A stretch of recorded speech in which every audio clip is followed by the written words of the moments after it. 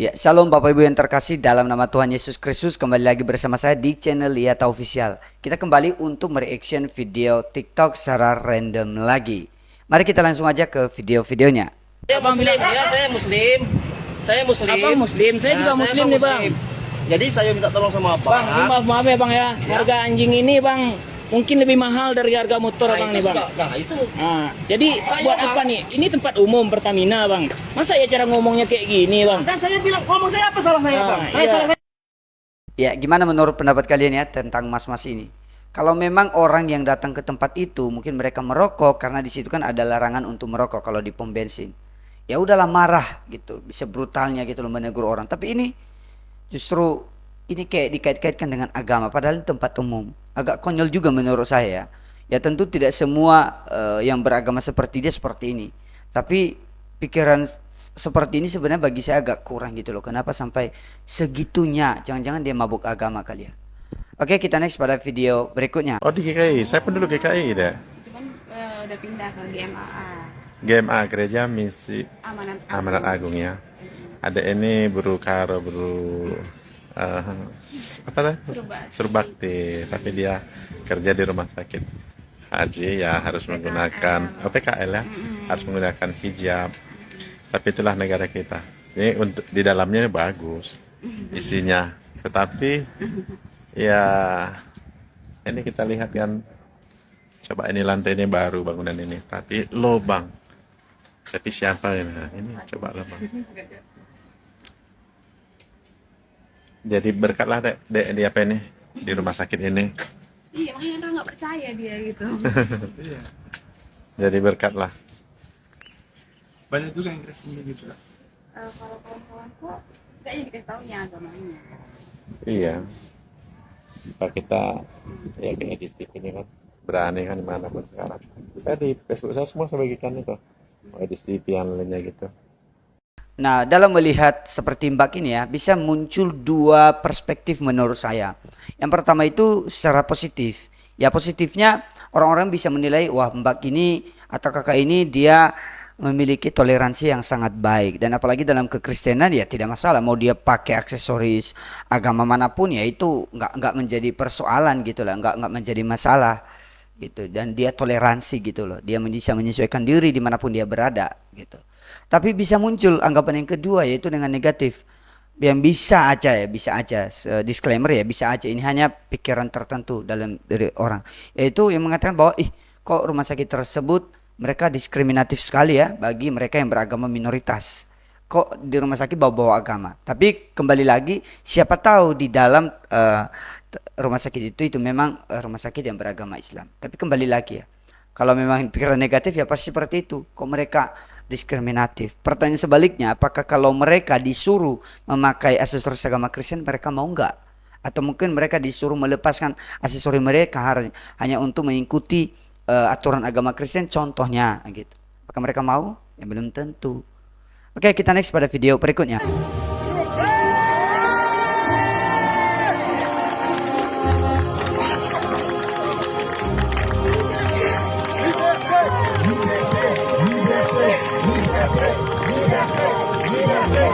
Ya bagaimana menurut pendapat kalian? Saya nggak tahu ini di negara mana, di daerah mana. Emang sih di captionnya ditulis seperti itu, tapi saya nggak tahu apakah ini benar.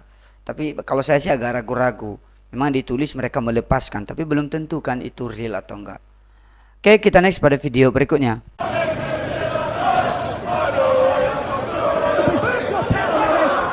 Guys, Inggris lagi pecah demo besar-besaran. Salah satu yang diprotes warga Inggris adalah kelakuan sebagian yang nggak semua, imigran muslim yang memaksakan syariat Islam di Inggris.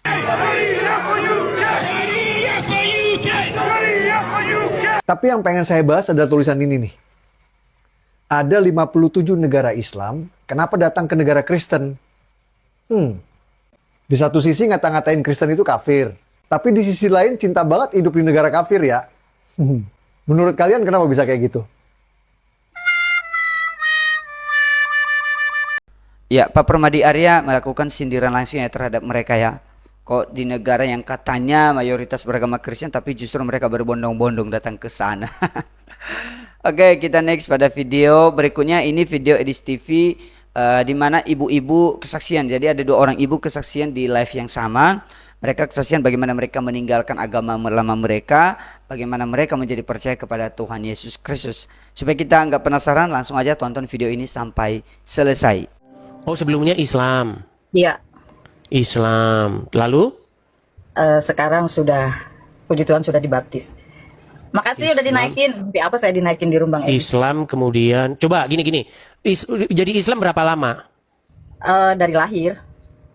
Iya, maksudnya berapa tahun jadi Islamnya? Jadi Islamnya berapa tahun ya? Dari lahir sampai umur 42. Sekarang umur saya 43. Oh, berarti baru 1 tahun jadi orang Kristen? Iya. Oke. Kita di sini tidak bisa menerima pengakuan-pengakuan begitu saja karena banyak sekali orang-orang itu hanya modus, pansos dan lain sebagainya. Jadi kita di sini harus ada ujiannya. Betul. Soalnya kita udah bosen menerima orang Islam jadi Kristen, udah terlalu banyak. Oke, coba kita mau tes nih. Coba bacakan kepada kami satu surah di dalam Al-Qur'an. Misalnya surat apa? Silakan. Ya, a'udzubillahi minasyaitonirrajim. Bismillahirrahmanirrahim.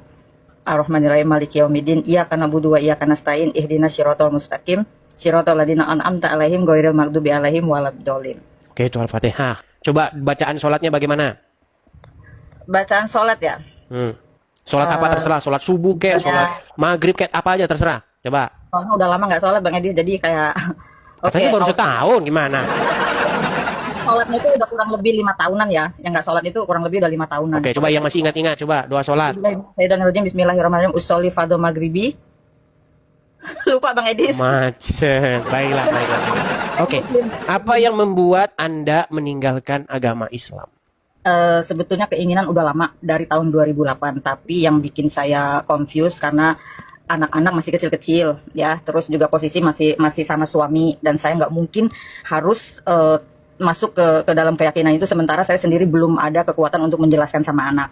Nah, setelah tahun 2002 saya terpanggil lagi dan betul-betul tantangannya betul-betul sangat saya ditentang oleh anak-anak saya, menantu saya, keluarga saya, bibi, paman, semua, bahkan ibu sampai shock, dan ibu sekarang sudah meninggal. Dia shock karena sakit, tidak menerima dengan kenyataan ini. Tapi puji Tuhan, dengan kekuatan Tuhan saya bisa sampai di sini, dan sekarang sedikit demi sedikit anak saya pun mulai memahami dan menerima pilihan keyakinan saya. Tapi apa yang membuat Anda meninggalkan agama Islam itu apa?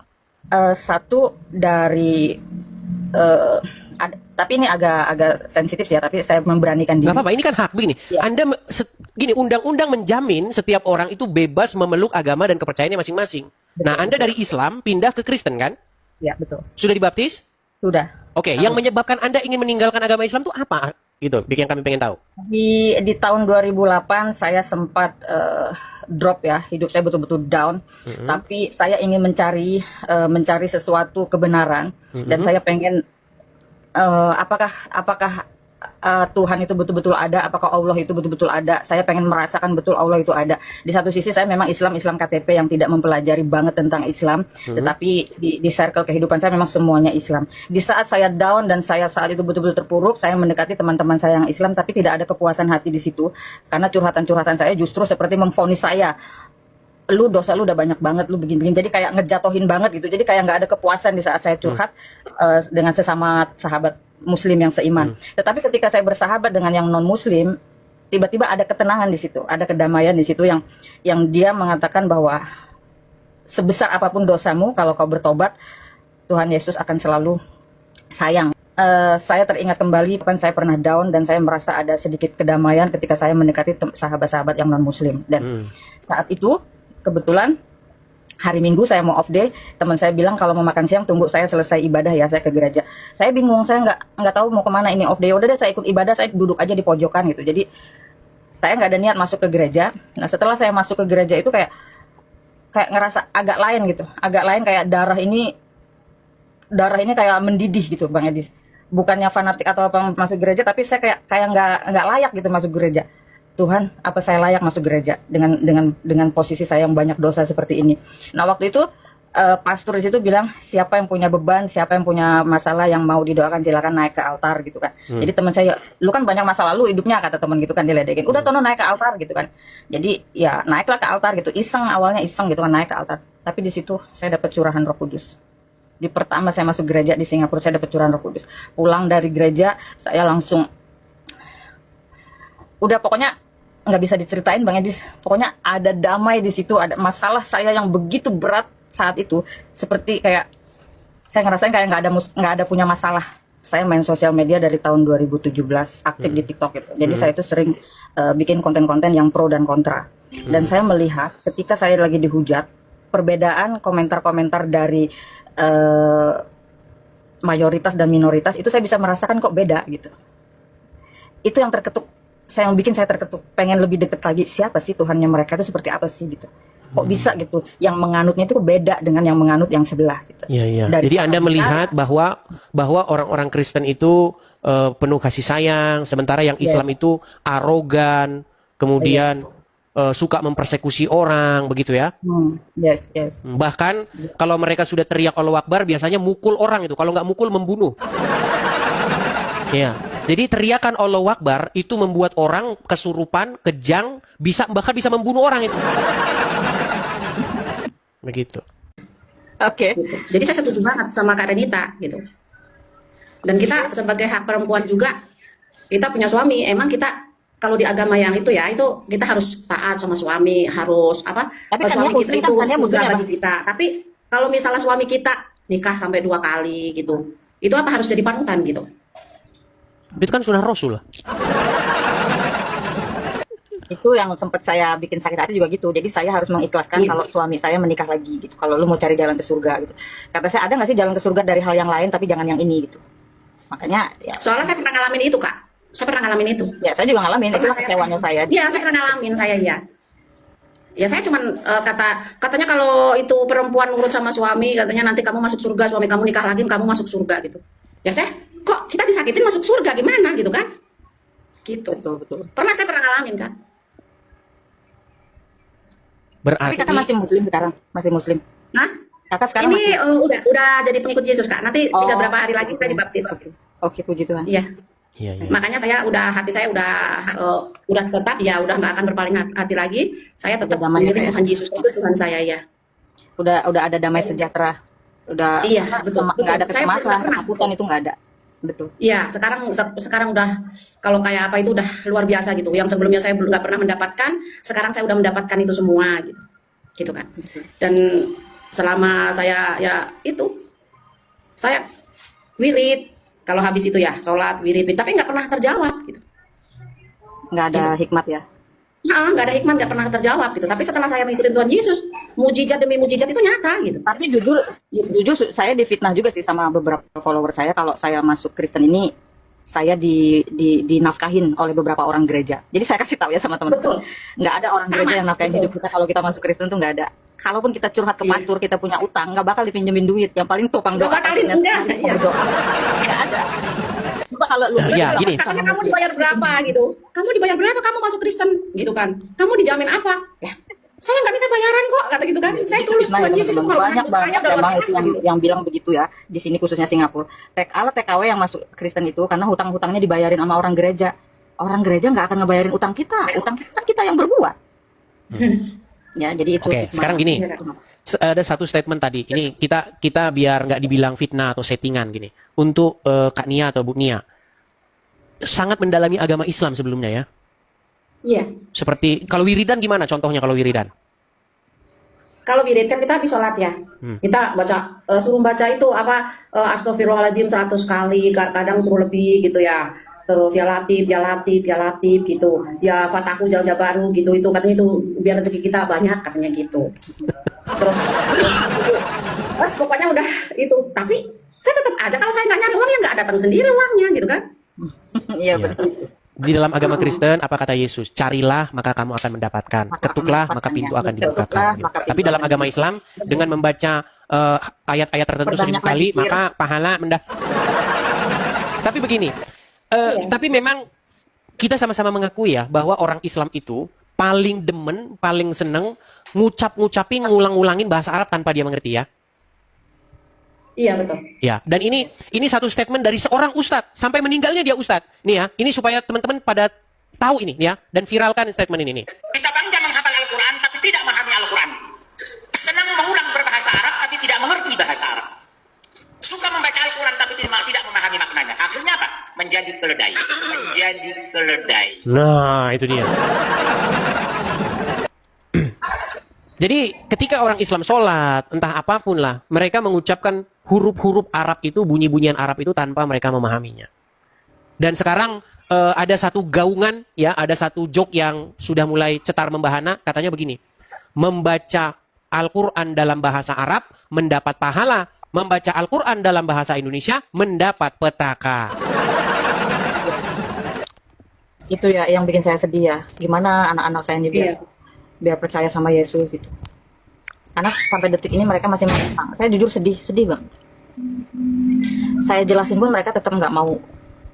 Mereka selalu bilang gini, mama memang mama kami, mama yang melahirkan kami, tapi sekarang bukan panutan kami. Itu yang bikin saya sedih sih. Sama.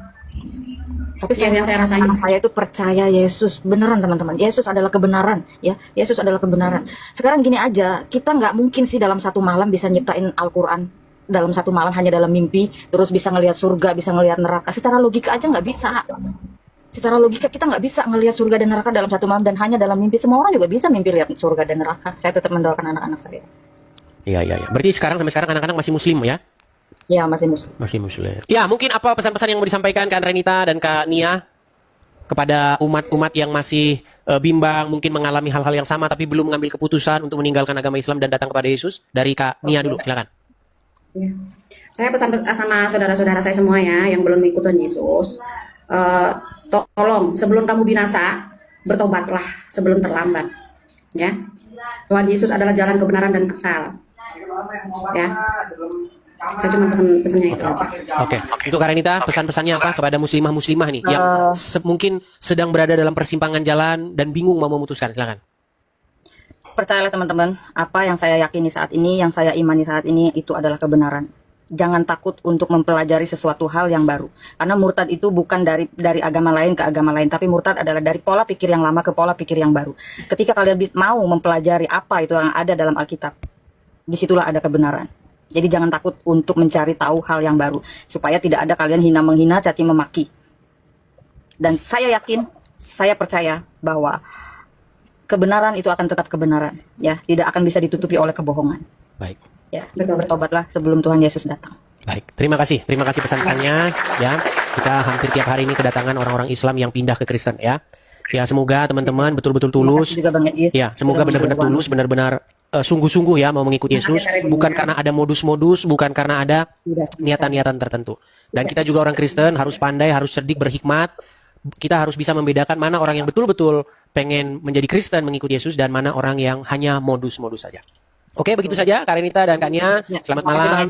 Sampai jumpa kembali, terus berkarya, beritakan, share pengalaman-pengalaman kalian kepada orang-orang lain supaya mereka juga berani untuk mengambil tindakan. Oke, terima kasih. Saya turunkan ya. Selamat malam. Dadah. Ya, bagaimana menurut pendapat Bapak Ibu semuanya? Apa kalian setuju dengan kesaksian-kesaksian mereka? Ya, kalau ibu yang pertama tadi dia sudah 42 tahun ya, berarti begitu lama dia dengan agama lamanya dan akhirnya dia mengambil keputusan untuk untuk pindah menjadi orang percaya, untuk menjadi percaya kepada Tuhan Yesus, karena dia merasa ya ada hal-hal yang bagi dia tidak layak gitulah, atau suatu hal yang sebenarnya tidak adil bagi dia sebagai perempuan, dan kemudian seolah-olah dia melakukan segala sesuatu hanya dengan rutinitas, dan itu kan didorong atau didukung dengan kesaksian yang kedua tadi kan, yang ibu yang pakai jilbab itu ya justru dia menyatakan bahwa justru seolah-olah saya melakukan rutinitas A, B, C, tapi kok saya seperti ini ya, kok saya nggak maju-maju. Tapi kembali pada spiritual seseorang. Namun dalam hal ini bagi saya, kita jangan menghakimi agama lama mereka, dan kita juga yang teman-teman dari agama lama mereka jangan juga menghakimi mereka. Ini kan keputusan pribadi. Pengalaman setiap orang itu berbeda-beda. Nah, itu ya. Pengalaman setiap orang itu berbeda-beda dan tidak boleh sama, dan kita jangan memaksakan pengalaman itu harus sama dengan apa yang kita alami. Kalau mereka mengambil keputusan untuk menjadi percaya kepada Tuhan Yesus, ya udah, itu keputusan mereka. Gitu. Dan untuk ibu ini ya jangan sampai mereka juga menjelek-jelekan agama mereka. Tapi kalau mereka menceritakan hal-hal yang fakta, ya udah itu terserah mereka, kembali kepada mereka.